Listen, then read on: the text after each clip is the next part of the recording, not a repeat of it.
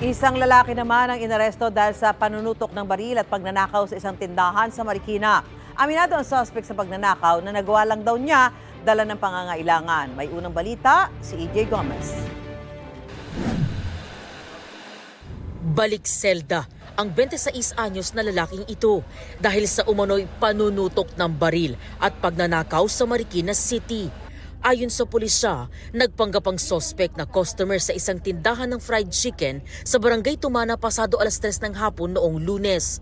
Tinutukan daw ng suspect ang crew ng tindahan gamit ang isang improvised na baril at nagnakaw sa establishmento.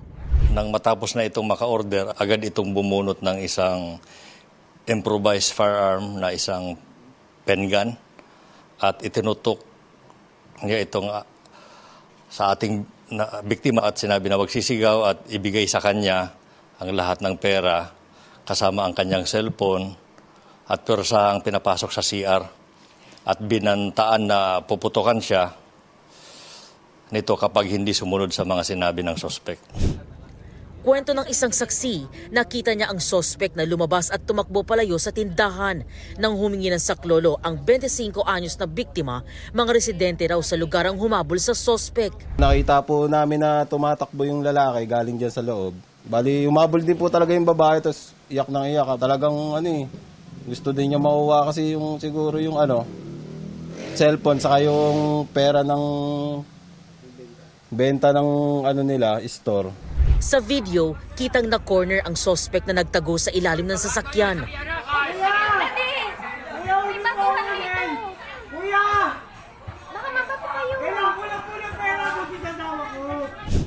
Naaresto ng Marikina Police ang suspect at narecover ang ginamit na pen gun at ilang bala nito. Nakuha rin sa kanya ang ninakaw niyang cellphone at mahigit 2,600 pesos na cash. Aminado ang suspect na si alias Deus sa pagnanakaw pero itinanggi niya na sa kanya ang nakumpiskang improvised na baril. Hindi po sa akin yun. Kanina po yun, sir? Hindi ko po alam kung kanino galing yun. Wala po yun ang pangangailangan ng asawa ko. Kailangan po makabili ng gamot ng asawa ko. Pas nakunan po kasi asawa ko. Lahat na nagawa ko, pinagsisiyang ko. Sana po mapatawad niya po sa nagawa ko sa kanya. Sa records ng pulisya, nasangkot na sa maraming krimen ang suspect. Meron siyang 6 na previous crime or cases.